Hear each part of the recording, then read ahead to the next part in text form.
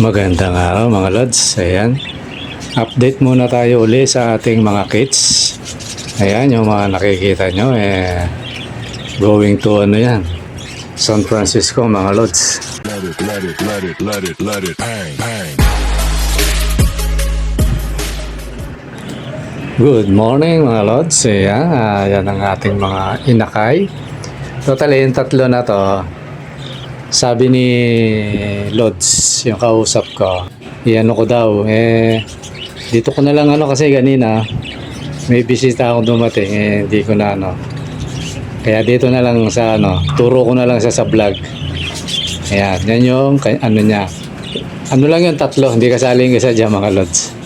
Tatlo yung iano ko sa kanya. Kaya nga sabi ko dapat madali na kasi kung December pa yan, lilipad na yan. Pangre-regalo yata ito. Tsaka kumuha siyang dalawang pares, pero hindi pa kami nagsasara ng usapan mga lods.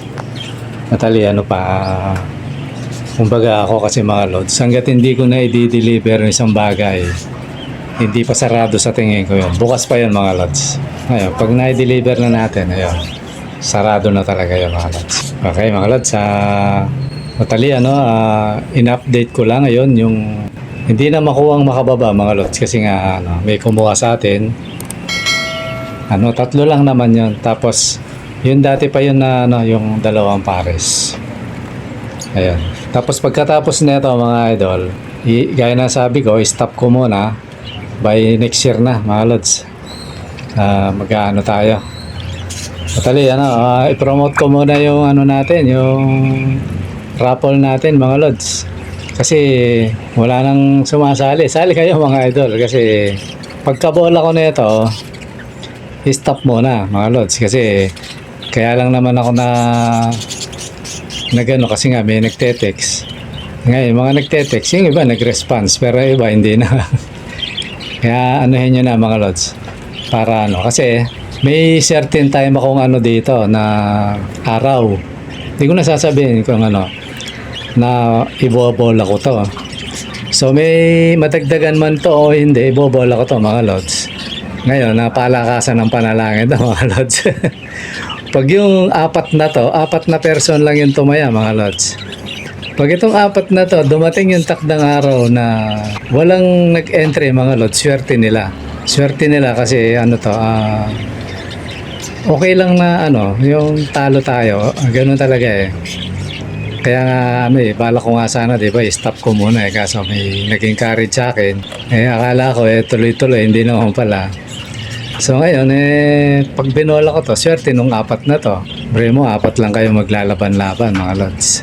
Di ba ang nalikom ko yata dito nasa 200 lang mahigit. Pag nasa bagay yung isa taga Novaliches, San Bartolome, yung isa taga Caloocan. Tingnan ko mga lods kung taga saan sila. Kaya ilalaban ko na sa bayan to. Ayan. Taga Caloocan, tapos si Densky. Totally ito gusto niyang pumunta, baka pick upin niya lang ito Nagtatrabaho to sa SM North si Densky. Ito yung mga sumali mga lods si Mel Ordoña 7. Tapos si Elizabeth Zapata 3. Naman pala tama, lang 4 lang talaga sila mga lods. Si Densky Paracale from SM North. Ayan, siguro sana kung pala rin si Lods doon na lang ang delivery, mas malapit-lapit. Tapos si Eric Sitar, yan, si Matar, parang gano'n mga lods.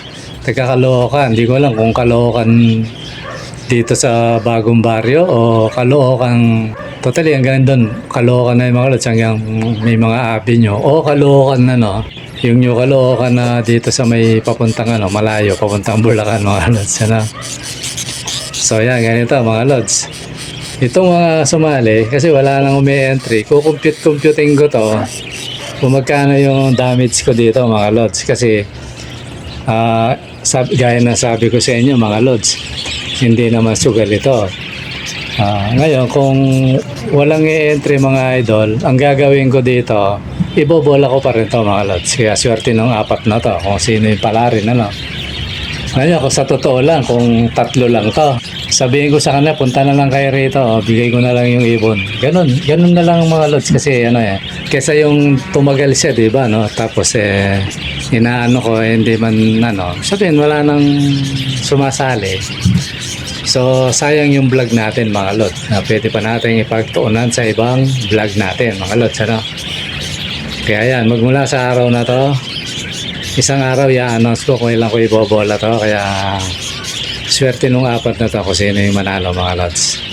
Kaya para hindi ganun mga lods, hindi tayo matalo sa patuka. Kasi patuka pamasahe yung kalaban dito mga lods. So tali ito, sa pamasahe pa lang talo na ako. Diba? Totally zero. Pero okay lang naman sa akin yung mga lods. Kaya ngayon mga lods, parang pinakapakiusap para hindi tayo matalo. Taya na kayo mga lods. Di ba? Ganun lang mga idol. I-entry nyo na, tapos sa susunod, ano na, kung pag naano ko to, sa susunod na taon, pag ayaw nyo na ng raffle, di itigil natin. Ganun lang naman yan mga idol. Kasi tayo, hindi natin pipilitin yung mga kasama natin. Kung ayaw na, baka mamaya sabihin hindi naman ako nananalo dyan, lods eh. Di ba? Kaya ano yon, pag sa January siguro tatanungin ko kayo, pag wala nang nag-response, hindi na ako magpaparapol mga lods.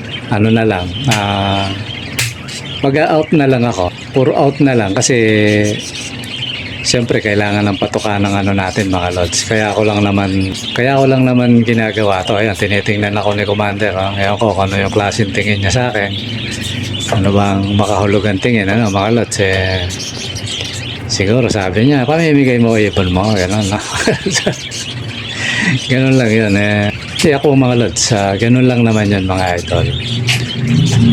At least meron pa rin matutupad doon na ikalat ko yung ibon ko, di ba? Naalala niyo yung sinabi ko sa inyo na ang layong ko may kalat ang ibon, patuka, yun lang naman kasi sa totoo mga lods, kung kita, walang kita dito mga idol. Ako na nagsasabi sa inyo, ano lang, pag may bibili sa patuka lang talaga. Maaari siguro pagdating ng araw kikita ako sa vlog. Yun lang yun. Kung susuportahan nyo ako mga idol. Ganun lang mga idol.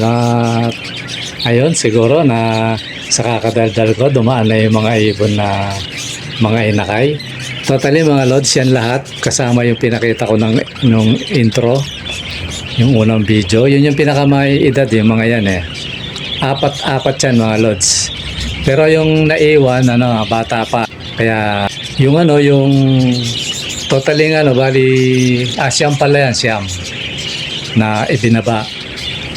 Ayan, dito hindi na nakuha ang bumaba kasi kukunin na ni Lods. Tapos yung iba nailagay ko na sa yung maliit na cage, yung pinagkakanungan natin pag bagong baba. Tapos yung dalawa andun, pinampong ko yung isa, tapos may anak siyang isa. Siguro itong buong linggo na to may dadala ko na rin doon, magsosulo na sila mga lods. Tapos pag malakas na sila, doon na sila sa malaking cage mga lods. Ayan, ganun lang mga lods, ikot-ikot lang yan. So ngayon, gaya na sabi ko, diba yung nakaram vlog yung mga pangalan naman, scientific name, gano'n, yung basta may mga binanggit ako ron. Siguro pagpalibang ko muna yun mga idol, kasi kanina may kausap ako, kaya medyo kaya sabi ko mag-ano muna ako. Totally itong video na to hindi ko siya maya-upload ngayon, maring na, kasi ngayon mga lods ano bang araw ngayon, tingnan natin yung araw, Martes mga Miyerkules ko na kasi minsan mga lods, pag naggagawa ako ng nag-i-edit ako, minsan pag-alanganin, hindi ko na ina-upload. Ginagawa ko siya pero kinabukasan ko na siya ina-upload mga lods. Ayun mga lods. Tapos sa ating mga alagang ibon mga lods, yung kakatil natin, inaatake ng pusa. Yung pusa sumusot sa kahit meron ng net. Pinipilit ng sarili. Hindi ko lang mahataw kasi masisira yung yung tolda yung bubong ng ibon natin. Kung lalabas sa net, na-trap siya. Gusto kong hatayin kaso mabubutas yung ano, mabubutas yung bubong nung alaga natin. Kaya yun, kampay-kampay siya, kakakampay siguro. Nangasugat yung ano niya, mga lods, yung pakpak niya. Yung babwis niya siguro, tumatama kasi yung hampas nung ano eh. Dahil madilim, di niya nakikita yun. Ano, duguan yung dalawang babwis niya, mga lods. Kaya iniisip kong ano eh, na ilipat eh. Yan ang problema, pag nilipat ko, wala nang viewing dito. Ano? Pag-aaralan ko pa siguro kung paano gagawin natin dito. Mahirap talagang kumilos pag kulang sa ano, mga idol. Kulang ka sa finance kasi siyempre kadagalaw niyan pera yan, mga lods. Tsaka gusto ko sana at pag gagawa ako yung matibay na. Ano eh, pag hindi matibay, ano, minsan nadadali tayo ng ano, ng mga daga. Tapos yung ano, ang tatalino ng mga bupit, mga lods. Doon na mismo nag-anakan sa loob ng ano, yun, sa may cage. Ay sa ano, sa may kulungan natin. Nasa ilalim sila ng bubong kasi sinahigan ko ng kahoy yun eh. Nandun sila, mga lods. Kita ko naglabasan, mga bupit. Ako sabi ka.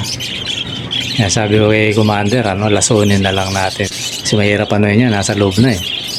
Although ako, hindi ko masyadong problema yung ano, yung mga bubuit. Lalo na kung nandyan sila sa baba na yan. So, mahirapan na silang umakyat. Yun, tago-tago sila. Ang kakainin nila yung mga laglag. Tapos, yung daga naman na malaki, mga lods, eh, nakakapasok. Di ko lang kung saan nakakadaan eh. Isang araw nakita ko, nakabutas na niya, mga lods. Kaya sabi ko, talagang ano, hanggat wala ka talagang sayo na aviary, ano, hindi aayos. Kasi nakikiano lang tayo dito, mga lods eh. Nakihiram lang tayo dito sa bubong niya, no?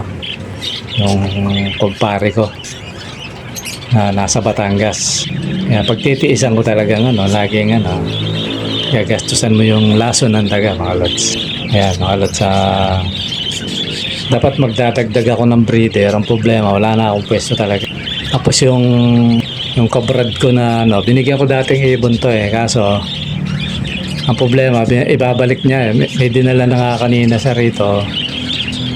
Kasi nawawala doon dahil may ano, inaayos yung lugar nila. Nasa likod bahay. Parang ano yun eh, existing yun eh. Kasi tabi sila ng ilog, mga lod. Yung pinaka-existing eh, palibasa may tao pa rin kasi ginagawa. Hindi pa nila mapakura ng maganda.